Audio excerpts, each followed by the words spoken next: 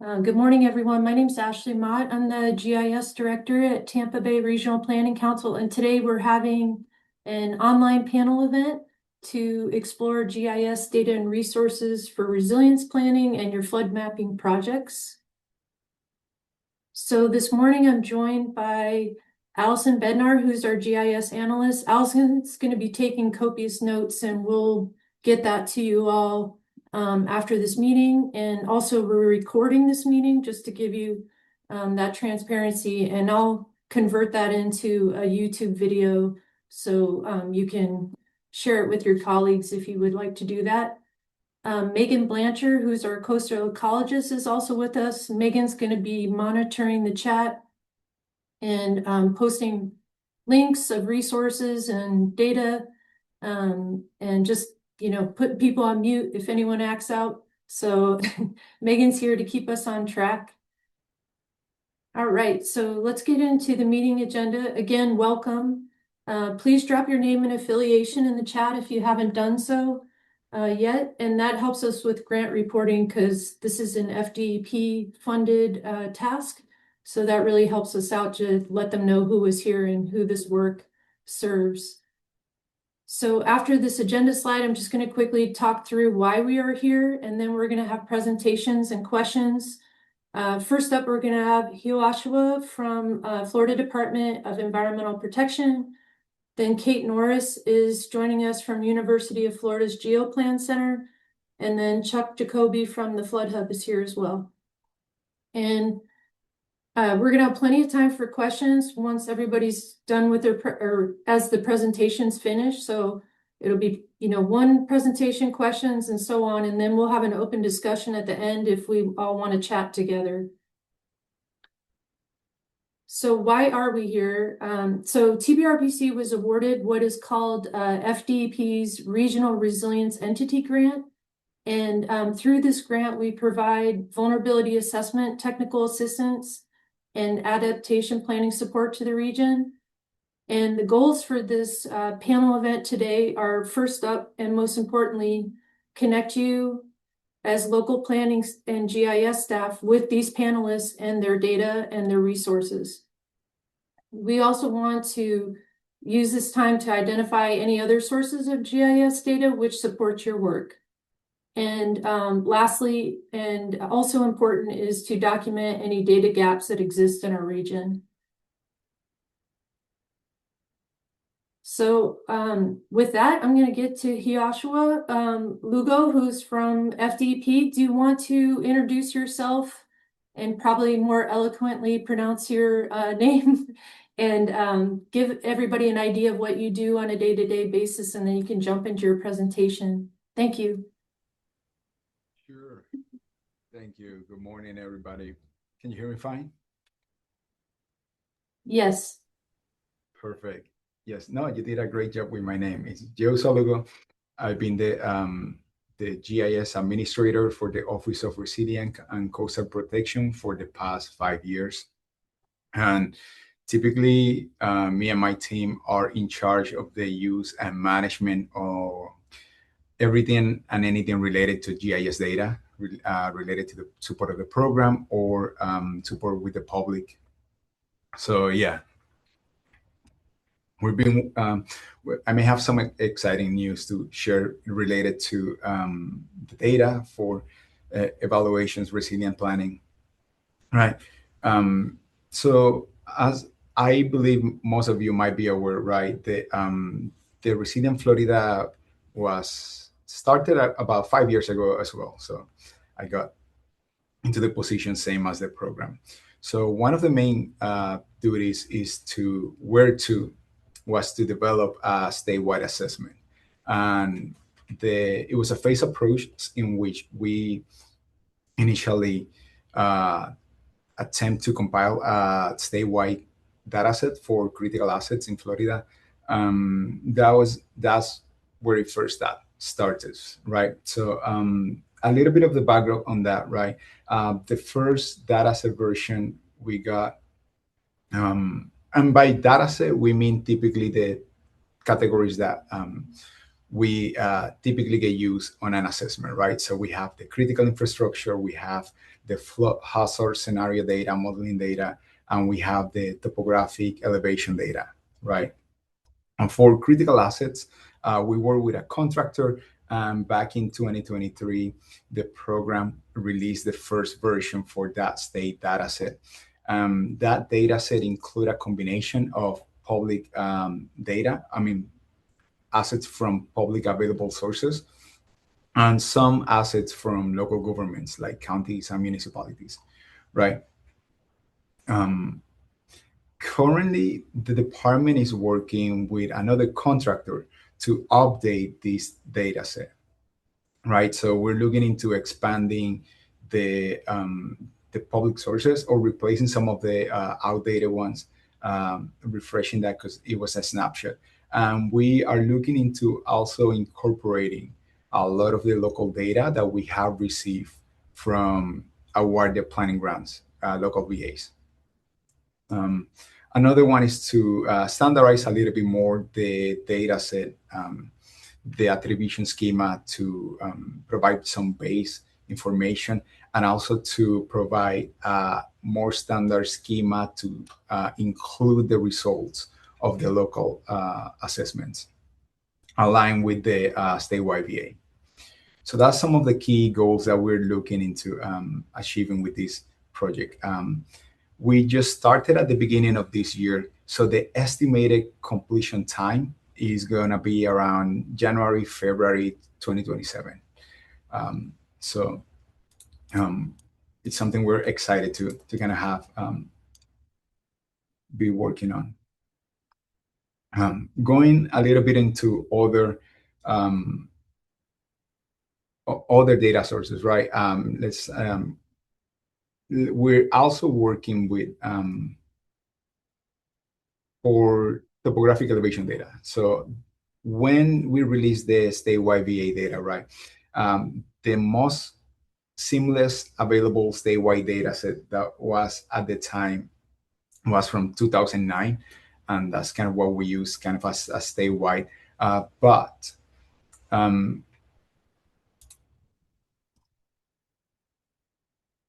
the program is currently working with the USGS Cone office to develop a new statewide digital elevation model. And they already released the version 1, which is an updated version of all the available bathymetric and topographic data for Florida, which they may use of the 2018-2019, the Florida Peninsular Topographic Data Collection, I believe from the FDM. They're also using all the most recent sonar bathymetric surveys as well. So I can show a little bit. Can I share my screen?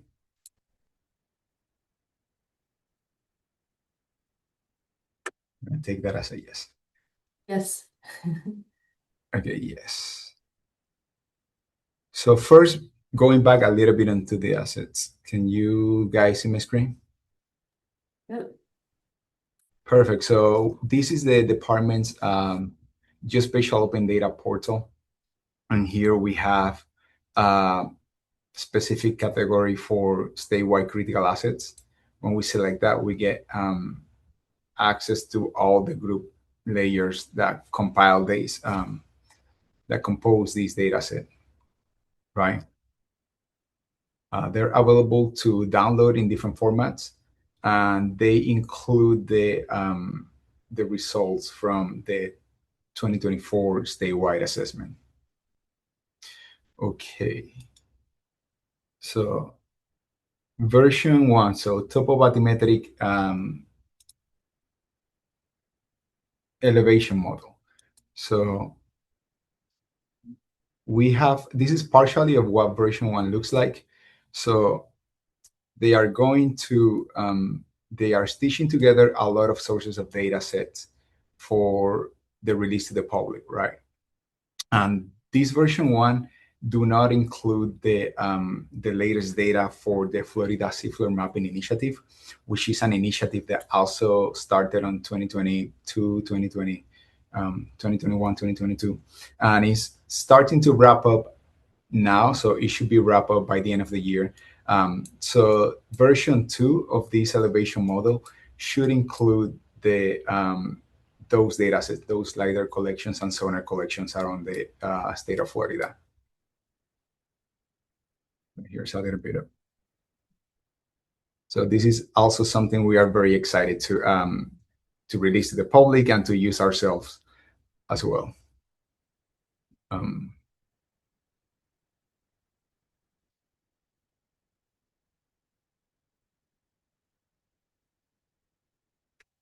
Okay, so that one we are ideally should be releasing late 2027, early 2028. There's still many factors determining the release date. No, but yeah.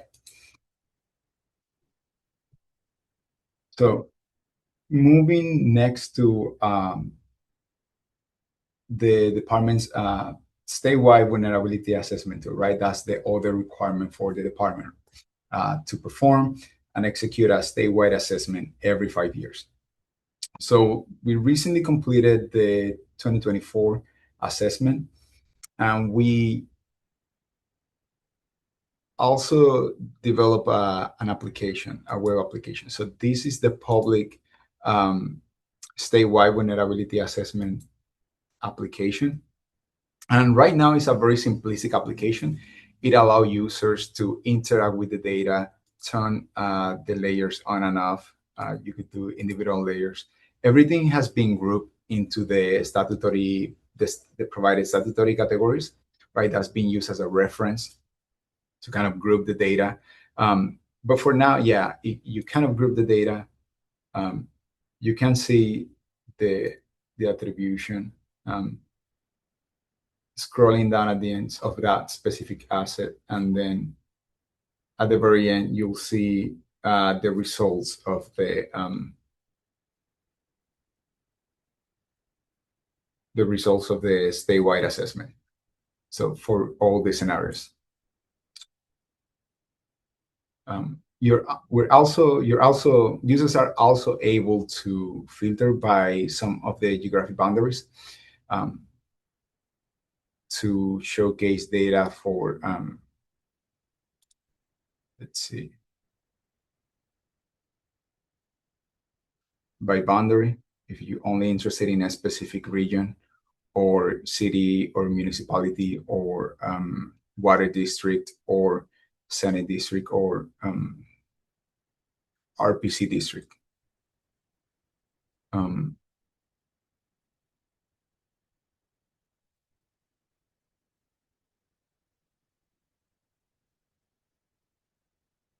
So we are looking into enhancing this application to allow users to filter also based on scenario evaluated.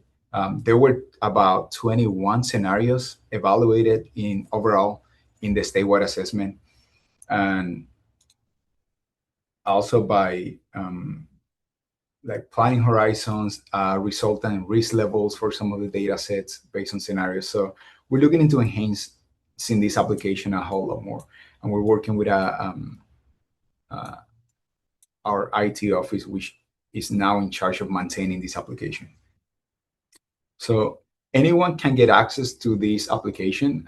This is public facing, but users can create an account and log in, and that would allow them to join an organization and kind of get customized views and data layers and bookmarks. One of our key goals with this application is that we want for applicants of Resilient Florida implementation grants to be able to start the application process in this application.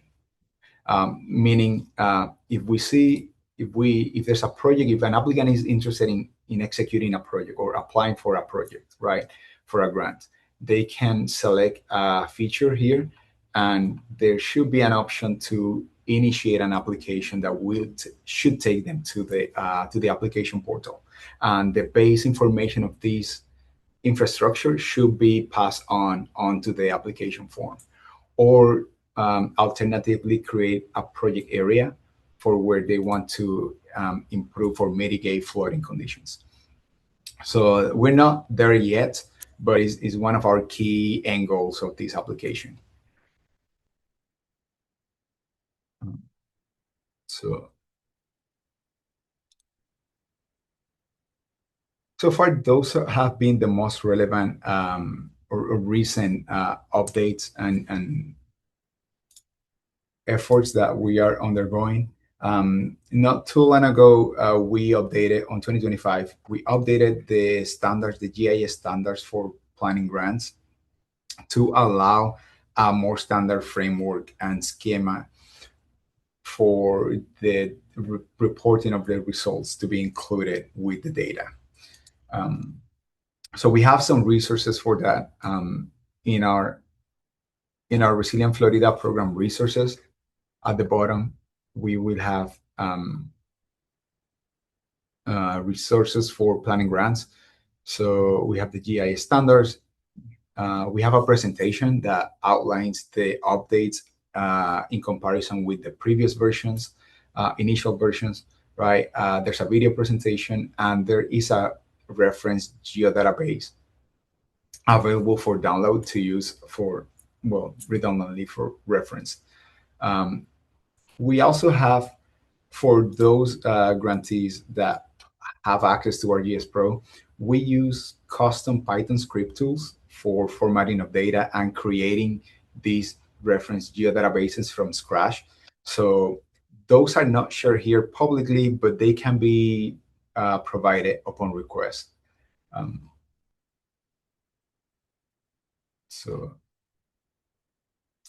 And last but not least, we have the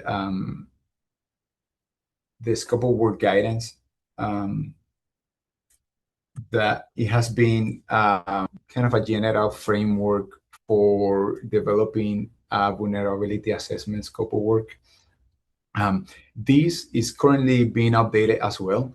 But the main updates are related to simplifying the process and the task to align with the new or the latest 2025-2026 vulnerability assessment scope of works, and to align with the new standards as well.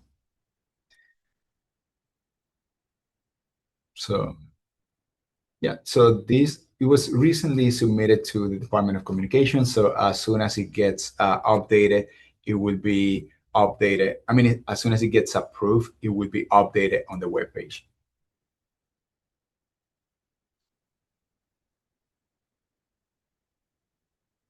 All right, so I believe that's kind of all we have been working on relevant so far.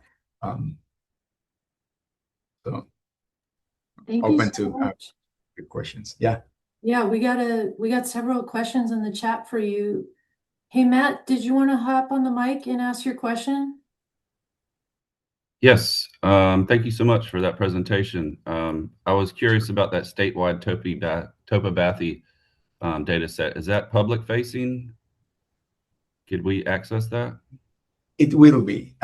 Right now, this copy is the internal we receive from the vendors. So we're in the contract with the USGS. But this data set, the entire version 1, will be made publicly available by the Florida Geographic Information Office. Okay, I know So that's they're going to be a working right now. massive data set too. So how's that? They are working into compressing the files. So there was like a couple thousand files for assembling this data set, and they submitted the color graded layers and different extents. So it's really detailed, it's really good data. But they are doing a more web friendly version to share. Gotcha. Yeah. Thank you. Sure. Hey, I see another question from Erica from AECOM. Erica, did you want to ask your question on mic? Yeah, sorry. I was just curious if the statewide assessment was developed using hazard layers that were collected from individual communities that have completed a statewide, or sorry, a community vulnerability assessment, or was there a separate kind of statewide hazard layer that was created for consistency across the state? Yeah, no, great question. I may have jumped that section. The statewide assessment was done due to constraints. It was done with proprietary flood data. So the vendor Fathom was higher, and they have good elevation models. I mean, sorry, flood models for the nation. So they work with our contractor to tailor better the flood data for Florida, and that was used. Unfortunately, that data is proprietary data, so we are not allowed to distribute or publish those flood rasters. We're able to showcase the effects on the assets, but not the flood data itself. Yeah. So we're currently also exploring the options to develop contracted and developing flood rasters specifically to Florida that would be open public for the 2029 assessment, which is the next one that we're required to run. So, but we're still like on the early stages on that one. Okay, thanks for clarifying. I think that'd be really helpful to have a statewide set of hazard layers that everybody could be using. Yeah, for sure. And we have received public requests for the flood rasters, but we unfortunately cannot share them. Okay, thank you. Yeah. And then we have a question. I think this is Joe from AECOM. Joe, are you there? Did you want to ask on mic? Yep. Yeah, thank you. I guess didn't do my full name, but yeah, actually, before I ask the question that I posted, I have a follow-up related to Erica's question.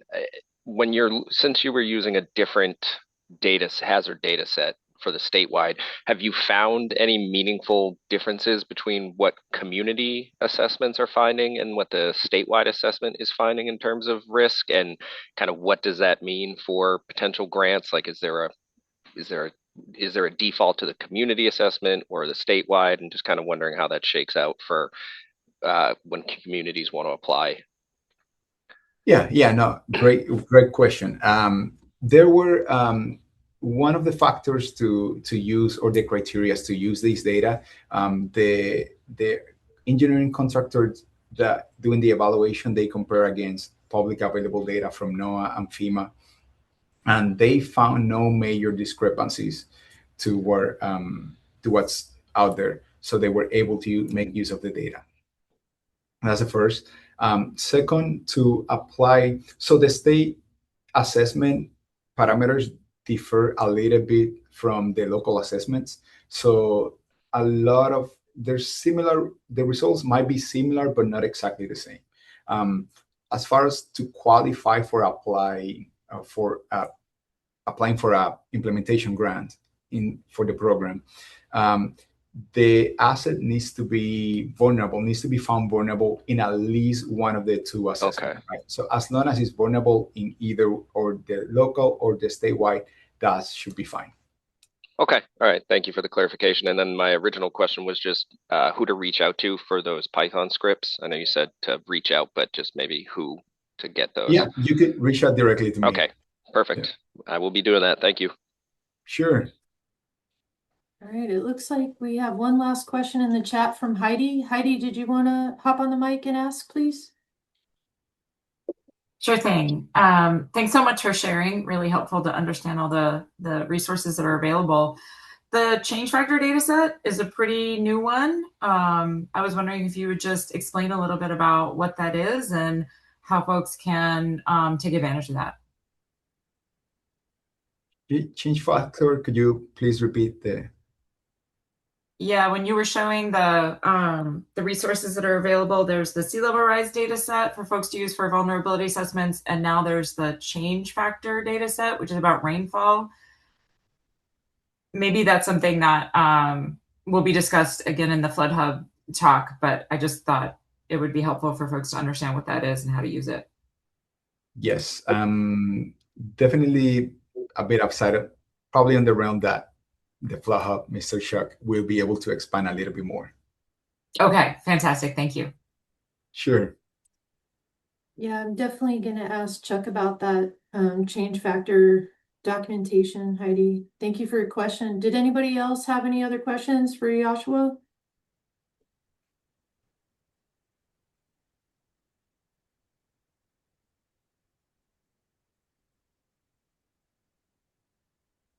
All right. Okay, so I'm going to move on now to. Oh, did somebody have a question? No? Okay.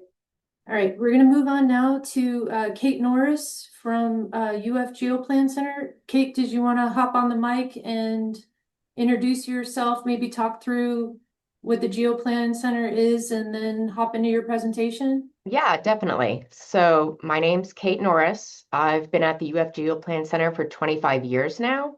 We are also the Florida Geographic Data Library. We do a lot of work for the Department of Transportation with related to their environmental screening tool. So we create a lot of data, and we also collect a lot of data from different state and federal agencies so that DOT has access to it when they make environmental decisions. I'm going to kind of talk about our sea level rise tool, and I have a PowerPoint presentation. So I'm going to jump to that and share. The PowerPoint presentation I have, there should be a QR code there if you want to download the presentation. So there's a lot of links in there if it's helpful. Okay, can you see my screen? Yes. Okay, so like I said, my name's Kate Norris. I'm with the GeoPlan Center. We've been around since 1984. We build data and tools for planning decisions. I'm going to quickly cover sea level rise projections and impacts, the sketch planning tool that we developed, Resiliency, GIS data, resources, and then just some project resources. So this QR code is here at the end of the presentation. I'll also have the regular link that you can get to if you want to download this for later. So for DOT, we look a lot at climate stressors in the transportation system and specifically connected to coastal flooding and sea level rise. So we are going to talk about that real quick. I know we want to get to the data, but this is kind of like the background on that. So recently we updated our sea level rise sketch planning tool. We used the NOAA 2022 Sea Level Rise technical report to do this. If you guys haven't seen this yet, it's here. So within the technical report, it contains information on the predictions for sea level rise and flooding. And we have these different prediction levels. We have our low and intermediate low, intermediate high, and high. And on the left-hand side, we can see the sea level rise in feet. So I'm going to kind of talk about the sketch planning tool, but when you use it, you have access to not only the scenario levels, but also the feet if you're just interested in a certain foot of impact. So the sea level scenario sketch planning tool. So the purpose of the tool is to really help with resiliency planning and to identify transportation infrastructures that's exposed to current and future flood risks. So this is a tool that's here to help you if you want to use it. We want to increase transportation resilience by developing geospatial tools to facilitate the assessment of infrastructure vulnerabilities to flooding. This kind of connects to FHWA's vulnerability assessment and an adaptation framework. We are kind of the compiled data and the access vulnerability section of this. So we're here to help facilitate resiliency decision-making by increasing accessibility and utilization of climate data. And so we really want to help you have the right data to make your long-range transportation plans. So if you haven't already been to the sketch planning tool, you see the links are here at the bottom of the viewer. That first link is just our web page, but the viewer link will take you directly to the viewer image you see on screen. In this, you can select the scenario, you can select the impact in feet. So we ran our analysis in 6-inch increments based on that NOAA raster data, and I'm going to get into that. So we've been doing this type of research since 2013, and the data that we have in the tool was recently updated in 2025. When we look at the information in the tool, we really analyze assets. So we look at DOT's RCI roads, both on and off. So this is where these are roadways that are receiving state and federal funding. But I know that impacts don't just happen at that level. So I went and analyzed the Census Tiger Roads data set as well. We also have airports, seaports, freight terminals, and rails, SIS designations. So that's your strategic intermodal designations. And the analysis we did was done not only at the full roadway level with summaries, but also we now have segments available so you can see where the impacts are and when. We not only looked at the sea level rise scenarios, but we also looked at the current flood risks. So this would be your FEMA DFIRMs, 100 and 500-year floodplains, and also your storm surge zones. So there's a lot of data in this, and you might want to use this data in your own analysis. So I'm going to show you how you can get to that and more data on FGDL. So if you go to FGDL and you search for SLR, you're going to get this big screen of data. And this is the data that I was just talking about. So in here, you're going to see the rail, the full summary, and the segments that are impacted. You're going to see the Tiger Roads, you're going to see the Tiger Road segments, infrastructure, and the RCI on and off information. So in this, the summaries essentially are however we receive that data, the full roadway piece that occurred, right? And so you'll see summaries. How much of it is in, what percent is in the 100-year floodplain? What percent's in the 500-year floodplain? What percent's in a Category 1 storm surge? And then you'll start to see the incrementing SLRs. So what percent is in the half-foot, sea level rise, what's in the 3-foot sea level rise, and so forth. So that's where you're going to get more of your summary information. If you want to know where those impacts are going to start occurring, definitely look at the segments. That's going to be more localized information. You're not going to have all that summary information at the segment level. So they really work better together. Now, the data we used when I ran all this analysis was the NOAA data. It's raster data. So we took the NOAA raster data and we reclassed it to 6-inch increments. And if you want to use that data in your analysis, you can come here and you can download each of these. Please keep in mind, these are rasters and they're statewide. When I did my analysis for this information, I took these giant rasters and I made them polygons for my Python scripting. If you decide to do the same thing, please keep in mind that these rasters, once they become polygons, get really beefy and they lovingly turn into what we call Godzilla polygons. And over a certain size, they will need to be diced. So if that's not something you're familiar with, look into it really quickly before you jump into this. Those rasters are going to kind of give you the view you see on the right-hand side when we look at Panelists. So that very dark blue you're seeing there that's on the coast, that would be your 6-inch increment of where NOAA predicts sea level rise will occur. All right, so we are the Florida Geographic Data Library. We have a lot of data in our system. What I always tell users is that this information is here.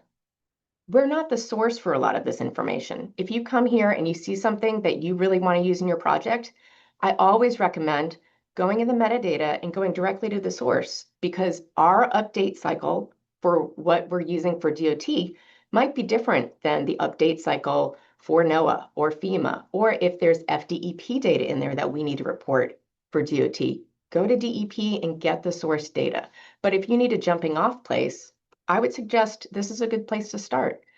So the FGDL has a couple different catalogs. We have our current catalog, which has 591 data sets in it. So that's what we're currently using in our analysis. But we also have our archive catalog. So if you want to look at the history of a data set that we have and have had over time, you can go to the archive catalog. And in it, that has almost 5,400 records in there. So something to keep in mind is that the current information is also in the archive. So if you just want to search in one spot, you can just go to the archive. So as we go in it, we have different source data in there. We have the NOAA data in there, the rasters I just talked about, but there's also other NOAA data in there that might be helpful to you, such as the continually updated shoreline product. So that has the mean high water line that in a lot of places in Florida is derived from LiDAR data. There's also the tide stations, the coastal change analysis program information is in there. Another great useful tool that's going to help you when you do your current flood analysis would be the FEMA DFIRM flood hazard data sets. So this would be your 100 and 500 year floodplain information. There's also the base flood elevations, the panel areas that tell you when something was updated. And while we don't have it in FGDL, FEMA does have building footprints. So if you need building footprints, they have that there too. So some more federal sources that we have, the USGS. So I'm going to show you the structures. We don't have structures, that data set in FGDL, but we use that data set when we do create other things. But I want you to know that that exists and it is updated regularly by them. So if that's something you're interested in looking into, go check it out. There used to be a federal site called Highfeld. This used to be kind of like top level national security GIS data. That site's been taken down, but we still have some of the data that was from it before it was removed. So if you need to do analysis, resiliency analysis connected to infrastructure, we do have power lines on it. Remember, these are probably the major power lines, not like small local power lines, but they're there if you need to know where that is. Electrical substations, natural gas pipelines, and so forth. If you need to do species analysis, there is the U.S. Fish and Wildlife species data in there that contains ranges and habitats. We also have a huge collection of census data. And so not only the decennial census, but the ACS census information. We also have information from the FCC connected to towers. So if you need to know how communication towers could possibly be impacted, we have towers and antenna structures in there. And we also have data that's federal level transportation data. So that is the Bureau of Transportation Statistics. So this is going to have federal level information connected to rail, connected to intermodal systems, connected to Amtrak, a bunch of different things. But in it, they also have the National Bridge Inventory data set as a point data set. And so this is a really great data set because it talks about your bridges and it talks about like a ton of different characteristics about bridges and overpasses. So it's a really great data set, but it's point. So some state data we have in here that might help you with your project. So we have the SHPO or Florida Master Site File data in here for non-sensitive features. So if you were to go to FGDL and you were to search for bar, you would pull up this information and they would be connected to your bridge surveys, your structures, resource groups, SHPO cemeteries, etc. So that's in there. Remember, if you need the sensitive data from this group, you need to contact them and sign your own MOU with them.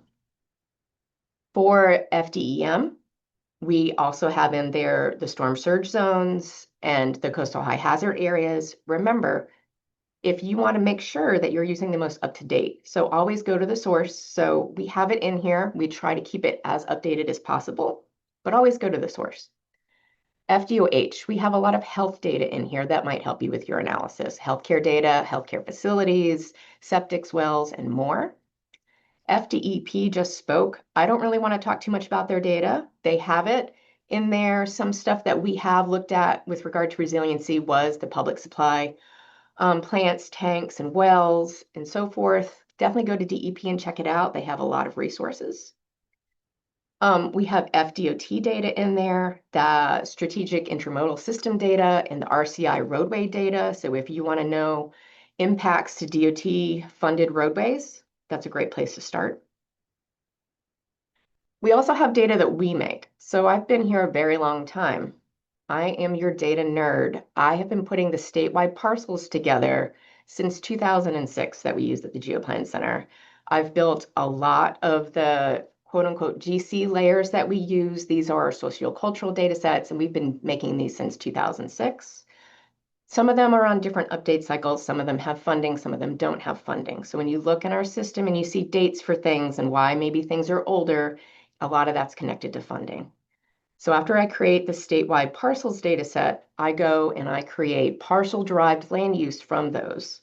I also create something called year built by decade, where we take the decades of the actual year built field in the parcels and we dissolve them so you can see how everything is growing. And then you kind of have an idea when you look at the wind speed maps and the year built of the information, maybe how resilient the structures are in areas compared to other areas. We have future land use in there that's statewide that we collect for DOT. So if you need to know what the future land use is of an area as you work on your plans, that's there. So getting back to those GC data sets, we have parks, which is very regularly updated for section 4F for DOT. We also have cemeteries in there. The cemeteries in there are more than you would get in the SHPO. And recently we added connections to more resources that help you. For instance, find a grave resources in there. So if you want to have more information on the cemetery in that area, you can access that. We have schools, police, fire, hospitals, libraries. The libraries was frequently updated. Bridges, road and rail, correctional facilities, religious facilities, and more. We just kind of covered the SLR data that we have in there, but once again, the rails, the Tiger roads, remember these have summaries and segments available now. So let's quickly run through some resiliency resources. So one of the things I want to briefly talk about is that as I analyzed the roadways using the NOAA sea level rise projection information, there's some stuff to be aware of. If you're going to go do this for your group, just be aware that there is always dirty data. Having worked with data for a very long time, I can tell you there's dirty data in every single project you do. And some have smaller impacts and some have larger impacts. So some things to be aware of is that the data was created from bare earth LiDAR. And so as you can see in the image on the left, we're starting to look at the bridge. And the bridge has some dirty data where those points have collected under the bridge at the rock line where the water is meeting. So when we ran our analysis, we had to use our bridge data set that I created, and we kind of had to mask out those sections. So if you're going to be doing something like this, please keep that in mind. I did create the GC bridge line information, and that's available. You can go in, and that's where we think the line information is, and you can create buffers from that to kind of mask out these problems if you're going to be doing a similar analysis. The GC bridge data set does have the National Bridge Inventory ID attached to it, so you can join back to that federal level data if you need more information on these bridges. Another thing to keep in mind is as you analyze your infrastructure, there is some issues connected to ports. So if you're analyzing ports, just know that the data gets a little crazy around the ports, and you might need to make your own masks based on the port deck height. So keep that in mind. As you can see in that image on the right, we start to see a 1/2 foot sea level rise issue on the port, but the port for that deck, it's 9 feet above sea level. So we don't really have that. And there's a lot of reasons why this is occurring. I don't have enough time to get into that now, but just know this when you're doing this kind of analysis. Another thing to be aware of when you start to look at sea level rise analysis is looking at your infrastructure and your transportation data sets, and keep in mind underpasses versus overpasses, and where the underpass is probably impacted at this level of sea level rise, but the overpass is probably not impacted. And to be aware of that and to figure out how to mask that out, we did. And if you need to talk to me more about that, I can put my email in the chat and we can talk about that further. On the right, we kind of see another example of where we have obvious bridge deck, but we're showing that it's inundated, and we did mask these out.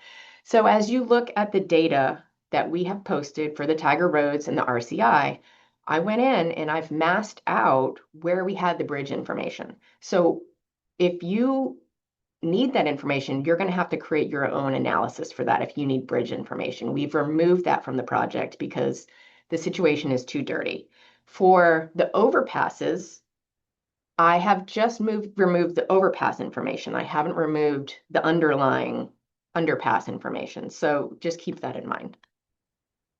So here's some more resources. I did give you guys the slides, so if you want to have access to all these, you can.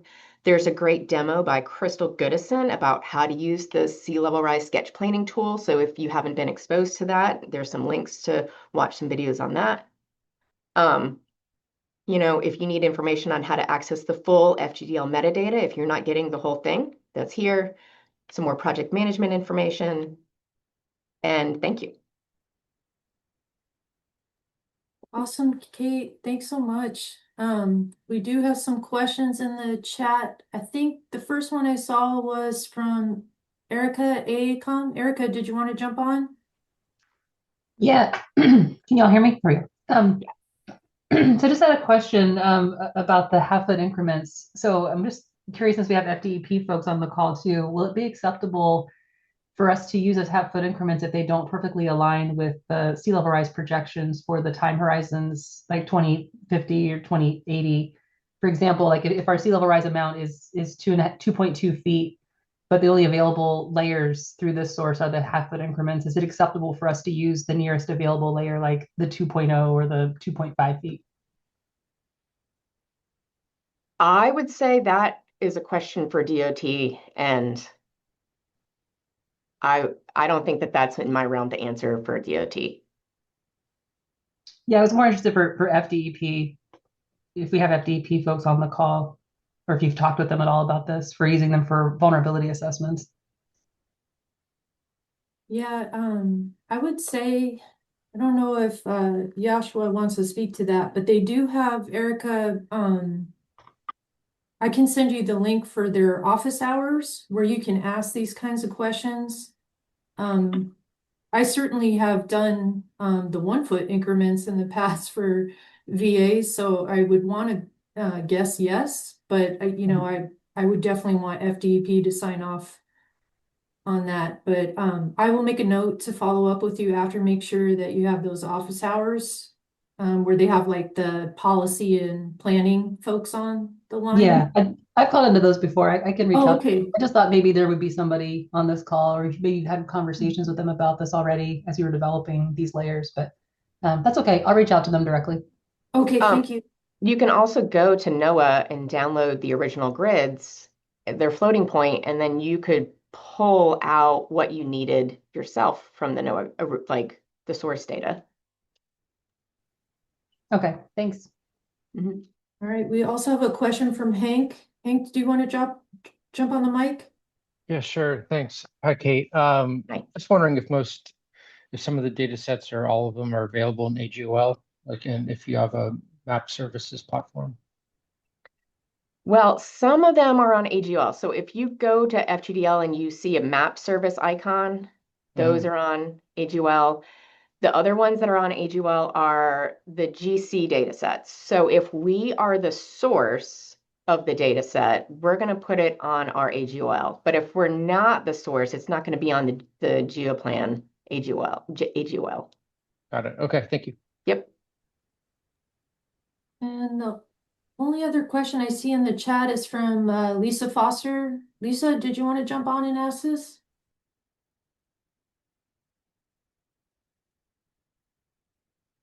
Hello. Sorry, I couldn't find my mute button.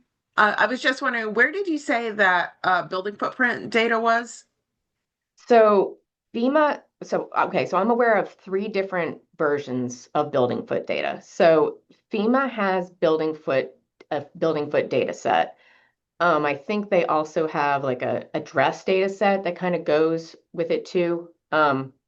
I can do, if you send me an email, I can send you the link for that. But also there is the Open Street View has building footprints for certain areas you can download. And I think Microsoft might have something that you can go and download. I have 3 different building data sets because they vary in coverage. I also had a student go and look at building footprints that were created by different county level organizations. So we have a knowledge of like what we have that was created by the counties. But the FEMA one's pretty good. I would go check it out. Yeah, I'll shoot you an email because I was not aware that FEMA had a data set. I'd heard of the Microsoft ones and the others, and then we have our own data set from the LiDAR. But I was intrigued by this FEMA footprint data set. Yeah. Thanks. Does anybody else have any questions for Kate? You can just jump on the mic. Hey, Ashley, it's Matt. I just wanted to, if people didn't see in the chat, that we do have the half-foot increment map services for the NOAA Sea Level Rise Viewer out now. So if you don't want to do that and just want to pull them directly in, that's available, and the link is in the chat for the map services, and also that most of the panhandle was just updated in our viewer as well with using new elevation data.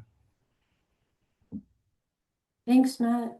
Yeah, I'm gonna put together some sort of documentation of all these links so you guys can get to them. I appreciate that.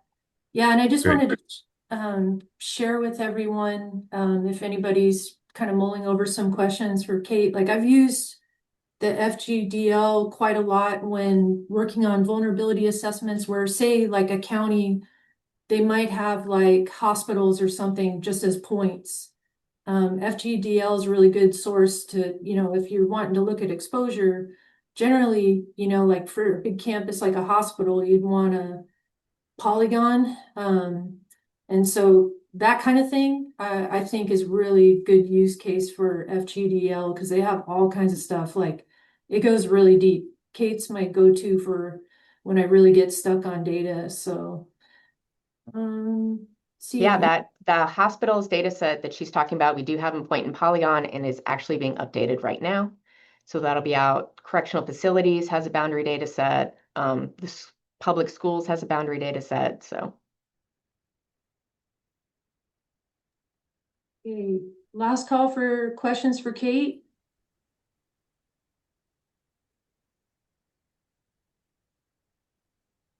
Okay, thank you, Kate, so much. We appreciate you.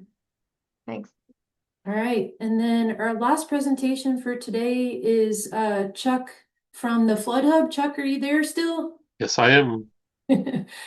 Chuck, if you would be so kind to maybe give a quick intro on the Flood Hub and what your work is there, and then jump into your presentation, please. You bet.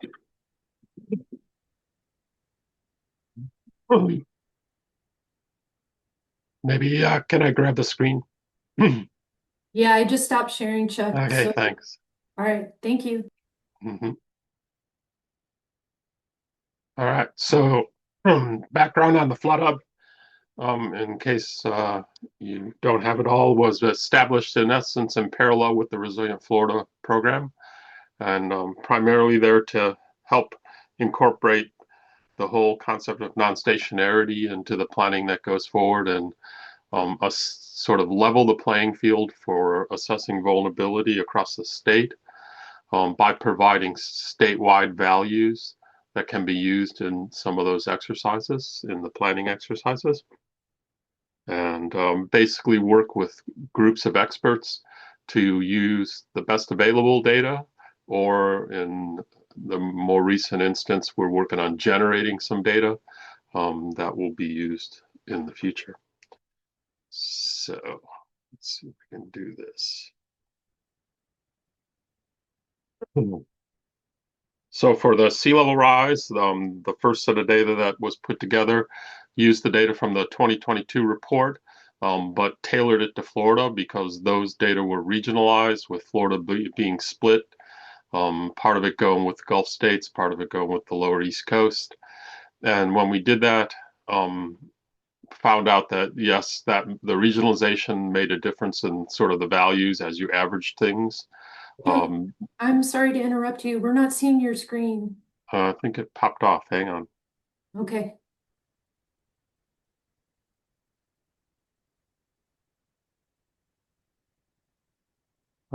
Is that? There we go. Thank you. Okay. So again, the data were from the 22 federal report, tailored to Florida by taking the grid that those data were prepared for and interpolating it to the coastline, then hiving off the states that aren't Florida. And when we did that, we end up with numbers for Florida that are a tad lower than what were predicted in the federal report. This is showing you a graph for the Eastern Gulf in the federal report and the flood hub. And the federal report's the dashed line and the flood hub's line is the solid line. And vertical land motion was a big contributor to that difference. So again, certainly as you go towards Louisiana, that becomes a bigger factor in relative sea level.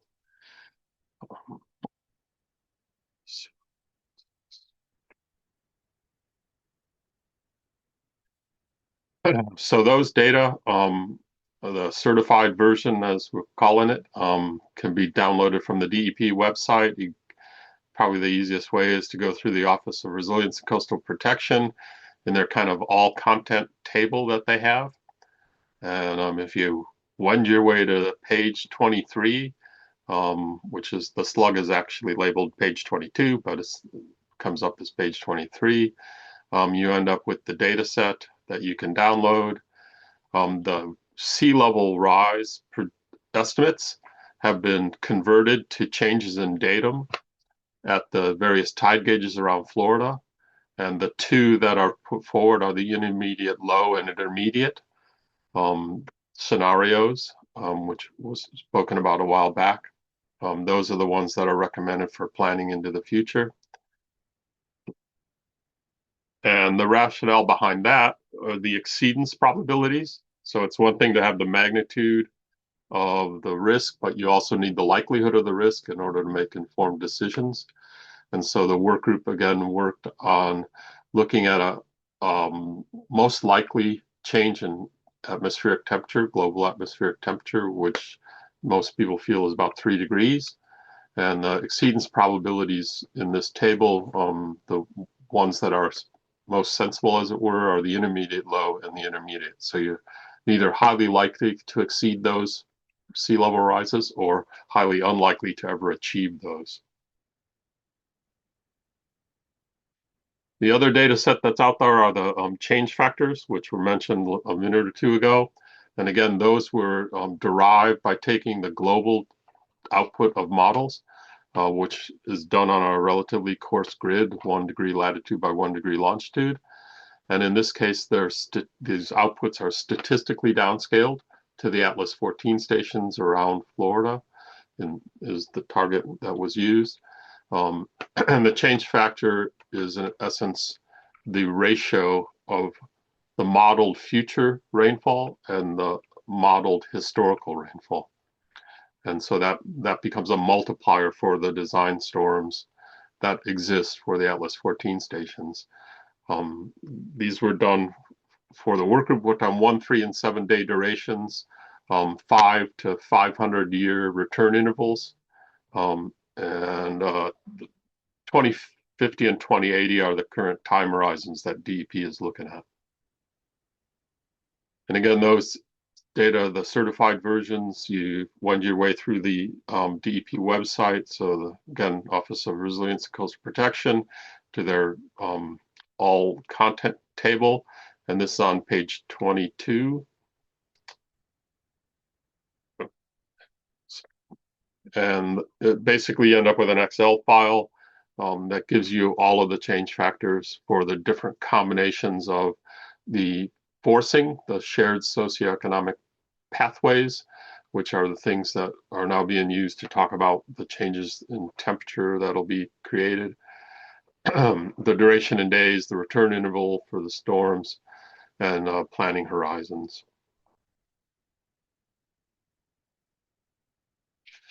And once again, to try and estimate the likelihood that goes along with these magnitudes, harken back to that effort for the sea level rise, with the 3 degrees C change in temperature being the most likely. And when you look at the shared socioeconomic pathways, that falls somewhere in the 4.5 to 3 7.0 range. So conversations with the Resilient for All programs indicated that they probably will be asking people to look at those two scenarios as a way to sort of be able to compare apples and apples. But overall, any of the flood hub numbers are not meant to be prescriptive or proscriptive, because to reuse them, you have to consider your level of comfort with risk and the sort of characteristics of the project that you're dealing with. And so again, if you have a different scenario, you just need to probably explain why that's the important one. So if you look at the change factors themselves and hive off the ones that are probably being considered, for 2050, they range from 1.03 to 1.12. So that's 3 to 12% more rainfall for a given storm. And for 2080, it's 1.06 to 1.15. The overall range across all of it was up to 1.20. So, and also in the files, along with the actual data, as where comes some metadata that try to explain the, the methodology, the rationale behind how these things were generated, sort of mini reports, as it were.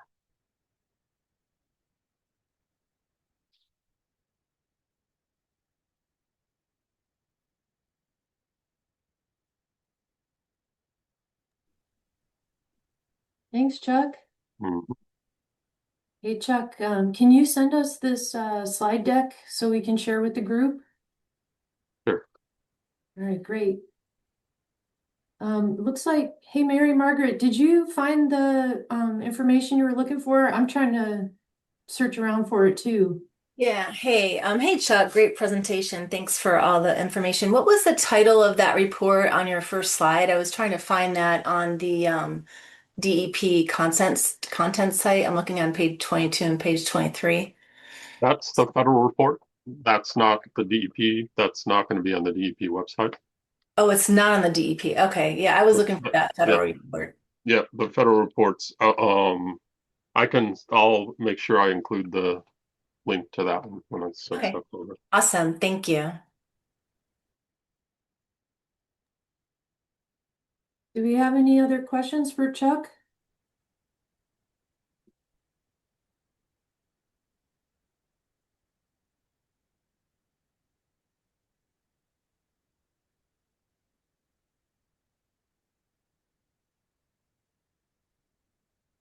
Well, I have one, Chuck, that I was hoping to ask you. In terms of trying to meet like a vulnerability assessment requirement for modeling future storm surge, do you know who would be the go-to? Like, is that somebody at the Flood Hub to kind of get a sense of how to do that? I would imagine I would want to reference the sea level rise table that you mentioned earlier, but just in terms of how to get at the answer to that question, like what does the state recommend? So the sea level change work group is working on the sort of more event-driven issue. Something like change factors for storm surge, I guess you'd call it. But again, I don't think they're there yet. But we can put you in touch with someone that can at least discuss the topic with you if you so like. All right, thank you. All right, does anybody else have any questions for Chuck? Chuck, do you have any guidance to any updates in the rainfall-induced flooding from Flood Hub? But other than the change factors? Yeah, anything new coming up with, like, I know Atlas 15 is in the works. And... Yeah, we'll see what Atlas 15 looks like. Again, Atlas 15 is the first time that non-stationarity's kind of been factored into the design storm concept. So it'll be interesting to see how that changes the way things go and whether we have to go back and update things. In terms of generating information about rainfall, that's where we're now going to have we have a modeling group, as it were, set of 3 different modeling efforts that will dynamically downscale, so that we can carry along the drivers of any sort of patterns in rainfall or potential patterns in change factors. And so that work group is underway and should finish up in 2028. So they're going to take the global models. The first group will downscale it to sort of 25 kilometer for the ocean, 10 kilometer for the atmosphere. Second group brings it down to 10 kilometers. And then the third group brings it down to like 2 to 4 kilometers. So you get a much finer grid, as it were, as well as keeping the dynamics in the picture. Because it's statistical downscaling, you lose that dynamics. So if you see some sort of pattern, you can't link it back to what created that pattern as easily. The dynamic downscaling will allow us to see effects of things like the loop current and the Gulf Stream, the sea breeze, thunderstorms, those kinds of things will appear when you get it downscaled sufficiently. Yeah, Chuck, you reminded me of one last question I have for you is, I saw at a Flood Hub event a while ago, I guess I didn't take good notes. It was something like a dashboard that showed all the flood models in the state. Is that a Flood Hub project? So that was originally a Silver Jackets project. Okay. But we will probably host that inventory. We were a partner in that project. And the inventory kind of, this particular inventory keeps the metadata.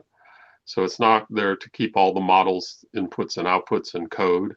But it grew out of the concept of doing things like that South Florida Water Management District set up, their statewide model management system, because they found that, they'd build a H&H model and then the person would retire or whatever. And so suddenly, they looked around and nobody knew where it was or how to, recuperate it, as it were.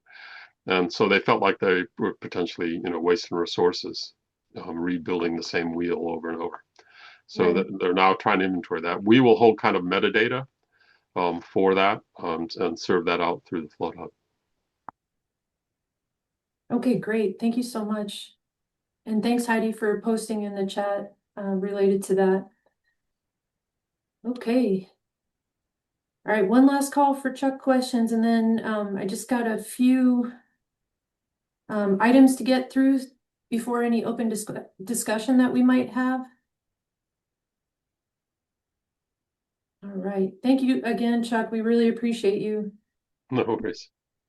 All right. Can you guys see my screen? Yes. Okay.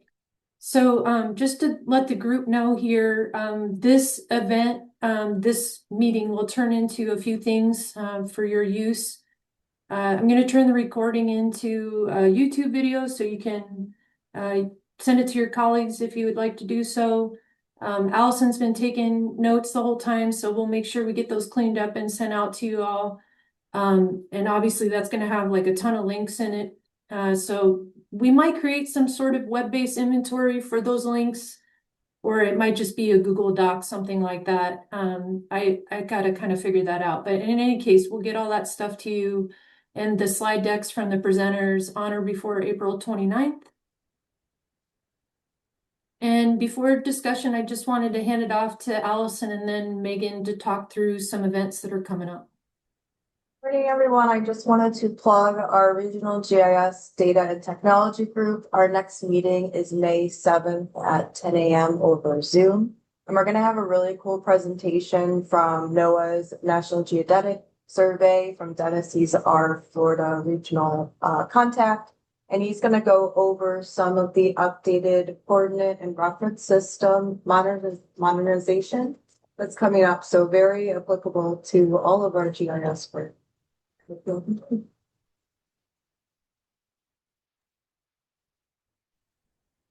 morning, I'm Megan Blanchard, and I'm not a GIS staff per se, but I understand that the GIS data is used heavily as we're planning adaptation projects. And if you're hoping to put this GIS to work and want to fund a adaptation project supported by an adaptation plan, we're holding a half-day in-person event at the RPC office on June 10th.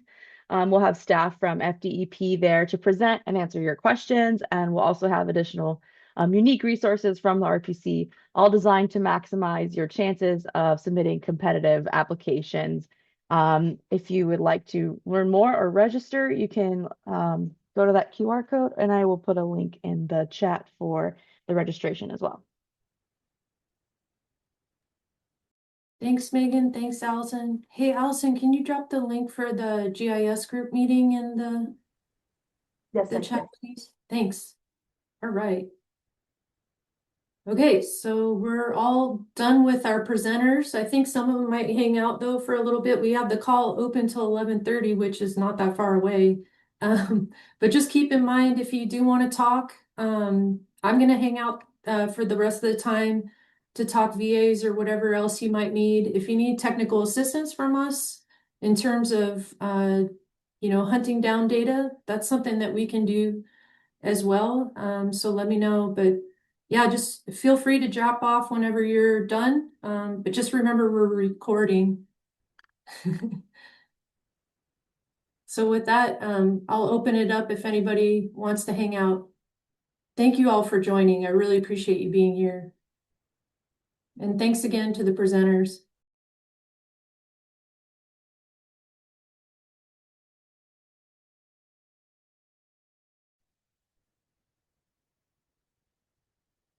Ashley, this is Jane. I wanted to introduce myself to you. Yeah, it's good to meet you. It's good to meet you. I've heard your name, and also Kate. I want you to know that I source cited my very first deeper maps to FGDL in 2005. So you can still find my source citations published and maps to your site. But yeah, literally my entire career, I've had an FGDL folder for every download that I've ever gotten from there, that I've ever needed for every community I worked with. Great work, you guys. This was really, really helpful. I think the communities really need this. So I just wanted to say that. Really good job. Thank and you. then I also wanted to tell you, happen to be on that team that's serving FDEP's next critical asset database up. I'm on QAQC. So it's a very interesting project. So hearing where we got to in this call and then sitting on that call every week with the team I'm with is so exciting. So, Kate, from our standpoint of doing this for as long as we have, to imagine we could be producing and publishing depth grids this year, maybe even next year. So yeah, I'm excited. So is that the RFP that went out for the resiliency data, like the critical infrastructure? Yeah, I read through the RFP. Yeah.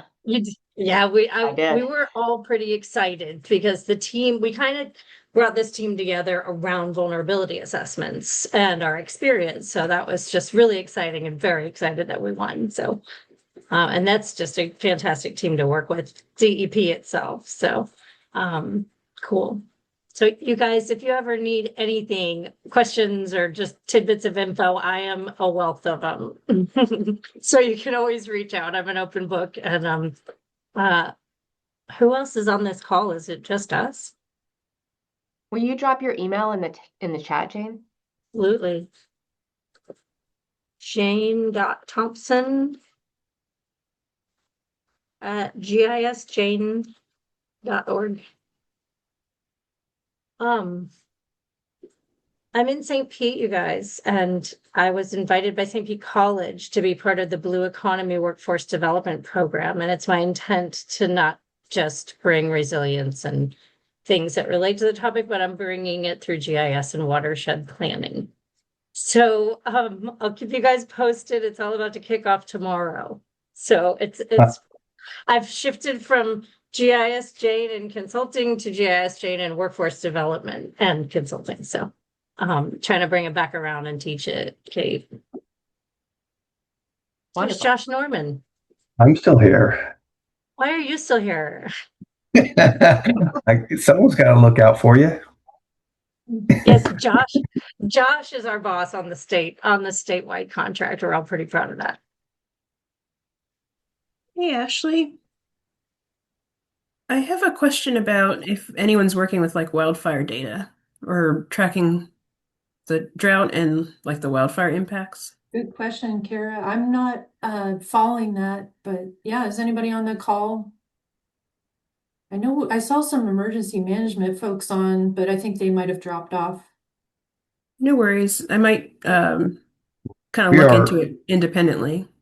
yeah, this is Josh Norman. We're working in Utah at the state contract and beginning to evaluate some of that and incorporate it into our vulnerability studies. But so I kind of provide you what I know so far. The teams out in Utah that deal with it more often are probably more knowledgeable than I am, but it's obviously becoming a problem across the country, and even in the Northeast, they're starting to incorporate it with our teams up there too.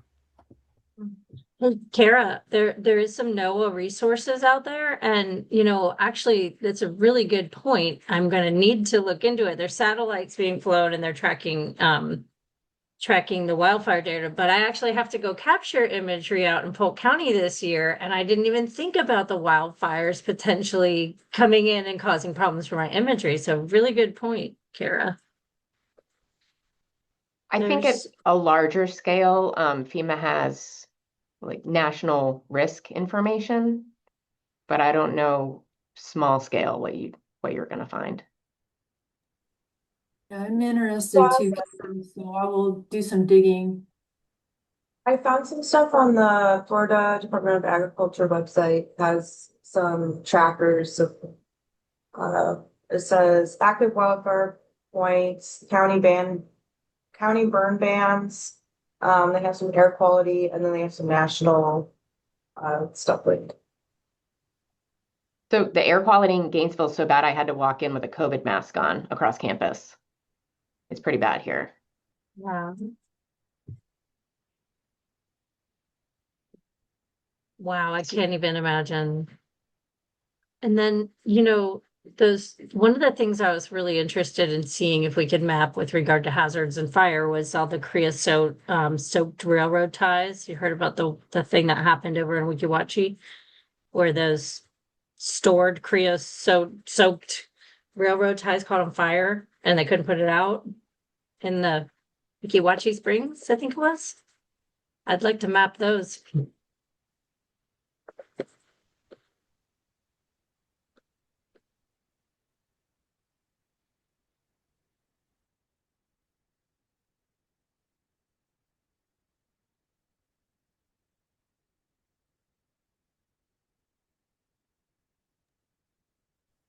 I have a quick question related to the RFP that went out.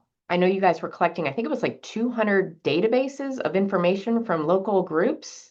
Has all that data come in? I can speak to that, Josh. So we have like almost all of it. It's all supposed to arrive by the 30th. And so it's all broken out into like the grant work plan number. So like 23 PLN, whatever. And so each folder then has topo, flood maps, and then each and every task deliverable as they come into the state. So part of our task is to literally inventory that, assimilate it, bring it all in. There were a lot of communities that got in under the time frame before they put the requirement in on the GIS. So, I mean, as one of my projects was set to be like that, Okeechobee, but then we had to go and change the grant work plan. So we had to comply with all the GIS too, right? So there's going to be plenty of communities in there where they're not going to be complying and we're going to have to get it in and populate it correctly. And then there'll be new data sets that we're evaluating and ranking right now to see which ones to include and how to then, enhance those data sets more. So I think I would. From this conversation that we've been having, Josh, I want to ask FDEP a couple more questions now within our project. Yeah. Our goal is to take those VAs, create automations so FDEP has some tools to just import those and get higher quality, identify the errors, the emissions, and then create sources that are coming in at a higher quality more routinely, and then instantly integrate them, or maybe not instantly, but as fast as possible. Right. Were the communities also submitting critical infrastructure such as fire stations? Yes. Yeah. Yes. And regionally significant, which is what we're working on as well. So it's trying to figure out what is, what's not, sort of create the ranking systems for all these reports. So yeah, it's a lot. Are you going to make the critical infrastructure, such as the fire stations and the police stations, available, or is that going to be behind the scenes? I would Well, imagine that if I have my yeah, way, I think we Josh. better let FDP, but it'll be what it is now, right? Well, You can it will assume. be what I hear from the team and from DEP is that we are going, like, why do we have points for buildings when you need a building footprint? If you're really talking about impact assessment, a point doesn't cut it for a building. So yeah, that's part of like the team within tasks, the first two tasks right now, we're talking actively about those building footprints and how do you deal with, like you said, schools, when the school is really a footprint and not a point. So yeah, we're sorting that out. And then back to your question about the communities submitting the critical assets. So I've been involved in a number of the projects outside of the one we're doing with the state. And I've seen people literally regurgitate the entire statewide database back to the state. Like delivered the whole thing. Like, here you go. That covers us. And then you have others that are doing it, every single critical asset from the statewide database that is in the geographical boundary, and then they do the intersection and bring it down.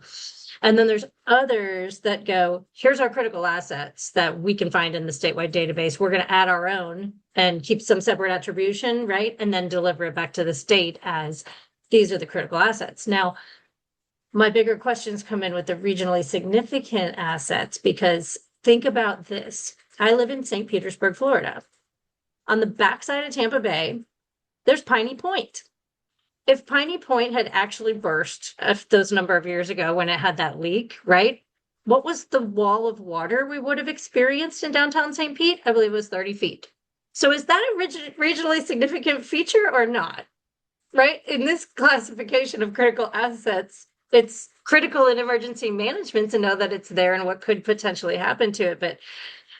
And it's regionally significant, but it's not necessarily a critical asset in St. Pete's database, right? So you almost have to go in and look outside their geography, even like down to the city, because the counties will have assets in the cities and the cities will have county assets located in the county. So it does require that manual touch. No matter what you automate, no matter what you script, you always have to check each one. I mean, that's the way I think of it. What do you guys feel like is missing from the data set that you need while we have a chance to talk? Is there anything you're looking for that's like, gosh, I really wish the critical asset database at least had this? Well, having seen what was previously produced, I'm sure that group had limited resources in a limited period of time, but I know the fire stations data set, they just referenced the FDEM fire stations data set. However, I think that one had also not been updated in a few years. And so we were trying to figure out, do we need to go and update it, or will it be part of the update? And my assumption is that if you guys do it as part of an update, you're going to do it for the areas where you receive data for. And if you don't receive data for an area, I don't think you're going to go looking for it. So 50-50. Yes and no. Yes. Yeah. And then we are, oh, sorry, Amy's on the phone too. Yes, and we are looking at new data sets. Amy Bailey is on the phone and she's on the team as well. Did you want to say something? Well, I was going to say she's right in the aspect of the communities are supposed to report their fire hydrants to the state, and then that's where the state data set comes from. And then when we're doing the update, we're taking the communities that have already done their vulnerability assessments and adding in their data if it's a new or additional, but we're not going out to each of the communities and gathering data from them. We're only using the statewide data sets and then the local communities that have already done DAs. But Yeah. the state And- did give us a list of like 25 data sets that they wanted us to review Right, for potential right. inclusion. So It's not just Um, FDEM, it's the water management districts and a lot of other ones. yeah, Right, nobody but was that's what really I'm saying. happy Those with are that fire department thing with the EM data set. And So that's because my a lot thought- of fire, because I work for municipalities and a lot of the fire departments don't have the GIS staff. And so they're always reliant on another department to produce their GIS data. And most of the jurisdictions don't go out and do it. And that is, until somebody's going out and helping the local smaller jurisdictions collect it, we're not going to have a good data set for the state. Yeah. So I built a data set many years ago when there wasn't one. And then this was back when Richard Buckwright was in charge at FDEM, so we were frequently talking with him. And then I know that they went and built one, but we didn't have funding to update ours. And it looked like maybe they didn't have funding to update theirs, but then the USGS structures also has fire station data sets in it. That at some local levels is more up to date than other places. So if you take those 3 data sets, you kind of get a good sporadic coverage of what really exists. So I think what I'll probably have to do on my end is that after you guys create your data set, I'll have to go in and then for the communities you don't have, use our student workforce to fill in the gaps. That's a data gap too, Kate. I mean, that's part of our project is data gaps. If fire station footprints aren't available, then that needs to be put into our report. So, right, Josh? Just making sure with the boss. Yeah. But also, I appreciate that sort of, I'm like, are we taking notes on this? Yeah, but that's what I was meaning. We're looking outside of those two, the typical reports to find out where other information, where other assets may be collected somewhere else. And as we merge those in together, seeing where they're duplicated and where gaps may be filled to get us as close to complete as we possibly can from a starting point. And then my desire is to then maybe push those back to those agencies that are creating them and ask them, how do you get to, how do you get this to a complete project? And what would that take? Work with them. So as it comes back to us, we don't just continue to take bad information. We're all working together to create good information that synchronizes together for the entire state. The dream is real. One unified set. So I know you stopped recording, but I'll tell you one other part of what I've been doing with statewide data, Kate. I haven't stopped recording. Let me do that because I don't want to record anything if you guys don't think I'm recording. Hang on one second. I was going to say, and this is public knowledge, and it's publicly, well, it's available yet unavailable.